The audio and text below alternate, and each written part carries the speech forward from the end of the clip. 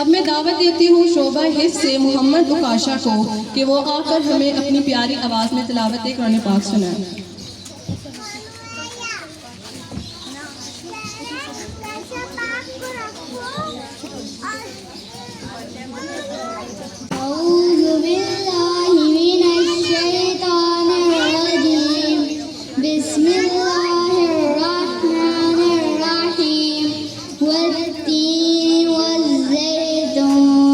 وطور سينين وهذا البلد الأمين لقد خلقنا الإنسان في أحسن تقويم